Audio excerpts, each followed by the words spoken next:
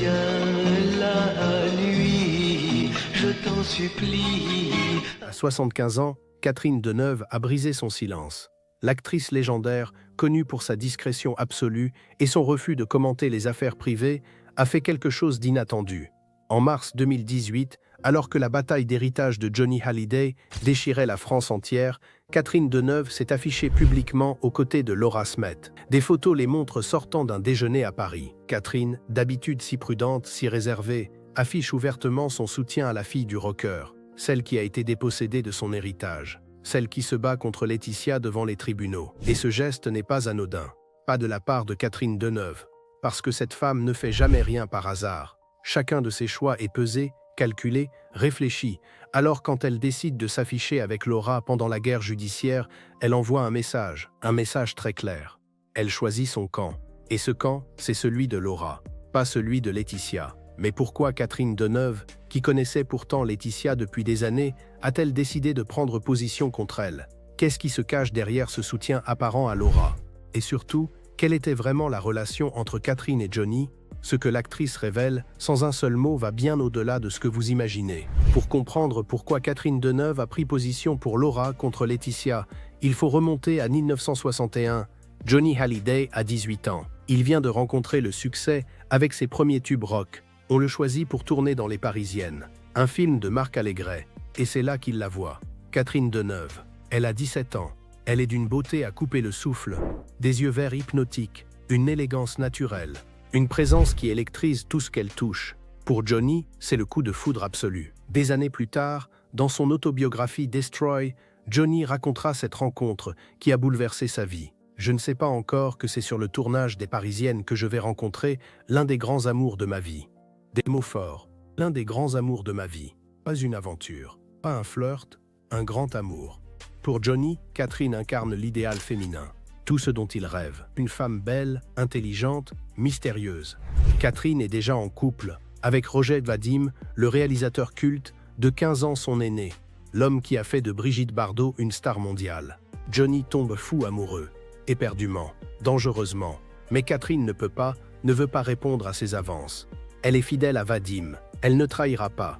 Johnny ne supporte pas ce rejet. Il ne dort plus, il ne mange plus. Il devient obsédé par cette femme qu'il ne peut avoir. Et un jour, l'impossible se produit. Johnny Hallyday, l'idole de la jeunesse française, celui qui fait hurler des milliers de filles, tente de mettre fin à ses jours, à cause de Catherine Deneuve, à cause d'un amour impossible qui le consume de l'intérieur. Cet incident marque Johnny pour toujours, et Catherine aussi. Elle n'oublie jamais ce jeune homme qui l'a aimé à en mourir.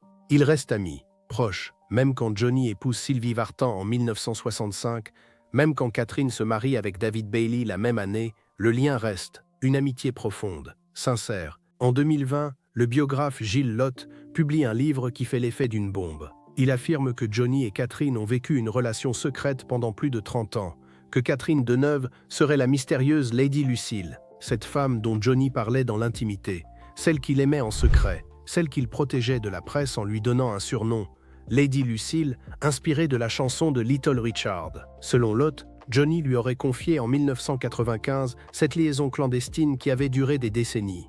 Catherine Deneuve n'a jamais confirmé ni démenti ces rumeurs. Avec son élégance habituelle, elle reste dans le silence. Mais les indices sont là. En 1979 et 1980, Johnny et Catherine sont tous deux célibataires. Et selon Lotte, ils ne se cachent plus. Ils sortent ensemble. Ils passent des nuits entières dans les clubs parisiens. On les voit à Cannes en 1979 lors du festival. Johnny et Catherine Deneuve, côte à côte, complices, radieux. En 1978, une soirée au Japon révèle toute la complexité de cette relation.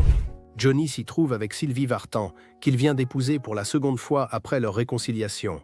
Et Catherine est également présente. Selon Paris Match, qui raconte la scène dans un numéro consacré à Lady Lucille, Sylvie est dans un état de désarroi total. Elle voit Catherine. Elle comprend. Elle sait que cette femme représente quelque chose pour Johnny, quelque chose qu'elle ne pourra jamais être. Ce qui est certain, c'est que Catherine et Johnny ont maintenu une amitié indéfectible pendant des décennies. En 2010, pour le 67e anniversaire de Johnny, Catherine est présente à la fête. Les photos la montrent aux côtés de Johnny et de Laetitia, les trois ensemble. Tout semble harmonieux. Laetitia et Catherine discutent, sourient. Eddie Mitchell est également là. C'est une soirée entre amis. Entre proches, rien ne laisse présager la fracture qui va suivre.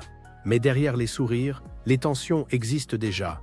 Selon le livre La balade de Johnny à Laetitia de Benjamin Locoge, Laetitia aurait été rendue furieuse par des fax que Catherine envoyait à Johnny. Des messages privés, intimes peut-être. Laetitia ne supportait pas cette proximité entre son mari et l'actrice. Elle voyait en Catherine une rivale, une menace, cette femme qui avait connu Johnny bien avant elle. Cette femme que Johnny avait aimé à en mourir. Cette femme qui représentait tout ce que Laetitia ne serait jamais. L'élégance parisienne, l'histoire partagée, les décennies de complicité. Le 5 décembre 2017, Johnny Hallyday s'éteint. Catherine Deneuve, comme des millions de Français, est dévastée. Elle perd un ami de 56 ans, celui qui l'avait aimé follement à 18 ans, celui qui, peut-être, ne l'avait jamais vraiment oublié. Elle pleure en silence. Elle ne fait pas de déclaration. Elle reste dans son rôle de grande dame du cinéma français, mais elle observe, elle voit la famille déchirée. Elle voit David et Laura relégués au second plan. Elle voit Laetitia au centre de tout. Et quelque chose se brise en elle. Quelques semaines plus tard, le testament. David et Laura totalement exclus. Tout à Laetitia. Le choc est immense pour toute la France. Et Catherine Deneuve fait partie de ceux qui ne comprennent pas. Comment Johnny a-t-il pu faire ça à ses enfants? Elle qui connaissait le rocker depuis si longtemps, elle sait qu'il adorait David, qu'il était fier de Laura. Alors pourquoi ce testament? Catherine a ses doutes, comme beaucoup d'autres proches, mais elle reste silencieuse. Elle ne fait pas de déclaration publique. Pas tout de suite. En février 2018, la bataille judiciaire commence. Laura et David attaquent le testament devant les tribunaux. Nathalie Bailly, la mère de Laura, prend position publiquement dans Le Figaro. Toute la famille Boudou est citée sur le testament, jusqu'aux frères que Johnny ne supportait pas, tandis que David et Laura, artistes eux-mêmes, se voient refuser ne serait-ce que le droit d'écouter le projet d'album posthume de leur père. Des mots durs qui visent directement Laetitia. Sylvie Vartan fait de même. Elle affirme ne pas croire que Johnny ait voulu déshériter ses enfants. Eddie Mitchell, Jean-Marie Perrier, tous les vieux amis de Johnny se positionnent du côté des enfants. Catherine Deneuve, elle, adopte une stratégie différente. Plus subtile, plus efficace aussi peut-être. Là où tout le monde parle, elle agit. En mars 2018, le magazine Voici publie des photos exclusives. Catherine Deneuve et Laura Smet sortant d'un déjeuner à Paris. Les deux femmes marchent côte à côte. Catherine a un bras protecteur autour de Laura. Elle parle, sourit. On sent une vraie complicité, une vraie affection. Le magazine titre Laura Smet. En pleine tempête, sa protectrice est une star du cinéma français. Ces photos valent toutes les déclarations du monde. Catherine Deneuve, qui refuse systématiquement de commenter les affaires privées, qui ne donne jamais son avis sur les polémiques, s'affiche publiquement avec Laura pendant la guerre judiciaire. Le message est limpide. Je suis avec elle. Je la soutiens. Je ne crois pas au testament. Catherine n'a pas besoin de mots. Son geste parle pour elle. Et ce geste est d'autant plus fort qu'il vient de quelqu'un qui ne fait jamais rien sans raison. Selon Voici, Catherine se serait montrée particulièrement protectrice envers Laura. Elle aurait tout fait pour lui changer les idées, pour l'aider à traverser cette épreuve, pour lui rappeler qu'elle n'est pas seule, que des gens l'aiment, que son père l'aimait. Catherine devient l'ange gardien de Laura, celle qui veille sur elle dans l'ombre, celle qui la soutient sans chercher la lumière. Et cette discrétion rend son geste encore plus puissant. Maître Hervé Temim, l'avocat de Laura, compte Catherine Deneuve parmi ses clients. Cette information n'est pas anodine. Elle crée un lien supplémentaire entre les deux femmes. Catherine fait partie de l'entourage proche de Laura, de son cercle de confiance. Elle est dans la boucle. Elle connaît les détails du dossier. Elle sait ce qui se joue vraiment dans cette bataille. Et malgré tout ça, ou peut-être à cause de tout ça, elle choisit de rester aux côtés de la fille de Johnny. Ce positionnement de Catherine Deneuve est d'autant plus remarquable qu'elle connaissait aussi Laetitia. Les photos de 2010 le prouvent. Elles avaient partagé des moments ensemble. Elles s'étaient côtoyées pendant des années. Catherine aurait pu rester neutre, ne prendre parti pour personne. C'est ce que font la plupart des gens dans ce genre de situation. Rester en dehors, ne pas se mouiller. Mais Catherine a fait un autre choix, le choix de la loyauté. Envers Johnny d'abord, envers sa fille ensuite. Car c'est bien de ça qu'il s'agit. Catherine a reporté sur Laura l'affection qu'elle portait à Johnny. Elle voit en Laura la fille de l'homme qu'elle a aimé, celle qui porte son nom, celle qui lui ressemble, cette jeune femme fragile, blessée par la vie, qui se bat pour obtenir justice. Catherine ne peut pas rester indifférente. Son histoire avec Johnny, quelle qu'elle ait été, la lie à Laura pour toujours. Certaines rumeurs, jamais confirmées, suggèrent que Catherine aurait fait plus que se soutenir moralement Laura, qu'elle l'aurait conseillée. qu'elle aurait peut-être même aidé financièrement, qu'elle aurait utilisé son réseau, son influence, pour aider Laura dans son combat. Ce ne sont que des rumeurs, aucune preuve, aucune confirmation, mais elles circulent dans le milieu du cinéma français. Et elles renforcent l'idée que Catherine Deneuve a joué un rôle bien plus important qu'il n'y paraît dans cette affaire. Ce qui est certain, c'est que Catherine a pris position, publiquement, sans équivoque. Et ce positionnement vise directement Laetitia. Car soutenir Laura, c'est automatiquement s'opposer à Laetitia. Dans cette guerre, il n'y a pas de neutralité possible. Soit on est d'un côté, soit on est de l'autre. Catherine a choisi le camp de Laura, donc contre Laetitia. Et cette opposition n'est pas juste tactique, elle est profonde, personnelle même. Selon le livre de Benjamin Locoge, Catherine et Laetitia n'avaient pas de bonnes relations.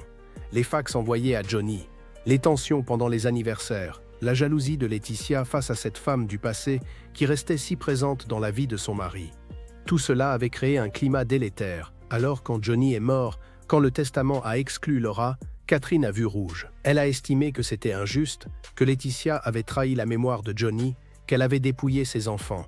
Et Catherine Deneuve ne pardonne pas ce genre de choses. Il y a aussi une autre dimension. Catherine Deneuve est une femme de principe. Toute sa vie, elle a défendu les causes qui lui semblaient justes. En 1971, elle a signé le manifeste des 343 pour le droit à l'avortement. Elle a soutenu Amnesty International. Elle a prêté son image pour le buste de Marianne. Catherine croit en la justice, en l'équité. Et ce testament qui déshérite David et Laura, c'est l'injustice incarnée. Alors elle ne peut pas rester silencieuse, même si ça signifie s'opposer à Laetitia. Même si ça signifie entrer dans une guerre qui ne la concerne pas directement. Mais peut-être que si, au fond, cette guerre la concerne.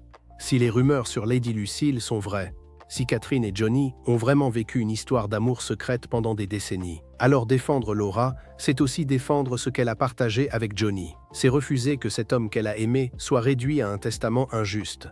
C'est protéger sa mémoire. La vraie, pas celle que Laetitia essaie d'imposer. Le plus fascinant dans tout ça, c'est le silence de Catherine. Elle ne fait aucune déclaration publique. Elle ne donne aucune interview sur le sujet. Elle ne commente pas le testament. Elle ne critique pas Laetitia ouvertement. Mais elle s'affiche avec Laura. Et ce geste vaut tous les discours. C'est même plus puissant que n'importe quelle déclaration. Parce que ça vient de Catherine Deneuve. L'icône, la légende, la femme qui ne fait jamais rien par hasard. En juillet 2020, un accord est finalement trouvé entre Laetitia et Laura. La guerre judiciaire s'apaise. Laura reçoit 2 600 000 € et quelques objets personnels de son père, dont 2 guitares. C'est peu, dérisoire comparé à l'immensité du patrimoine de Johnny. Mais au moins c'est une reconnaissance. Laura n'est plus totalement exclue. Elle existe dans l'héritage. Symboliquement, c'est une victoire. Et cette victoire, Laura la doit en partie à tous ceux qui l'ont soutenue. Sa mère Nathalie Bey, son frère David, Eddie Mitchell, Jean-Marie Perrier, Sylvie Vartan et Catherine Deneuve. Tous ces gens qui ont refusé la version officielle, qui ont cru en elle, qui ont pris sa défense publiquement ou dans l'ombre. Catherine fait partie de ces gens, discrètement, efficacement, loyalement. Aujourd'hui, à 82 ans, Catherine Deneuve continue sa carrière. Elle tourne toujours. Elle reste une icône du cinéma français. Mais elle ne parle jamais de cette période, jamais de Laetitia, jamais du testament. Elle a fait ce qu'elle avait à faire. Elle s'est positionnée. Elle a soutenu Laura. Et maintenant, elle est passée à autre chose. Comme elle le fait toujours. Avec élégance, avec discrétion. Mais son geste reste. Ces photos de mars 2018 où elle marche aux côtés de Laura, ce bras protecteur. Ce soutien silencieux mais inébranlable. C'est la façon Catherine Deneuve de dire ce qu'elle pense de Laetitia Hallyday. Sans un mot, sans une déclaration. Juste un geste, et un geste qui en dit long, très long, sur ce qu'elle pense vraiment de la veuve de Johnny, sur ce qu'elle pense du testament, sur ce qu'elle pense de toute cette histoire. À 75 ans en 2018, Catherine Deneuve a brisé son silence sur Laetitia Hallyday. Pas avec des mots, avec des actes. Et ces actes parlent plus fort que n'importe quel discours. Parce qu'ils viennent d'une femme qui ne fait jamais rien sans raison. D'une femme qui a aimé Johnny, qui a peut-être été son grand amour secret, et qui refuse de voir sa fille dépouillée de son héritage. Catherine Deneuve a choisi son camp, le camp de Laura, le camp de la justice, le camp de Johnny. Et ce choix, elle l'assume, en silence, mais avec une force incroyable, comme seule Catherine Deneuve sait le faire.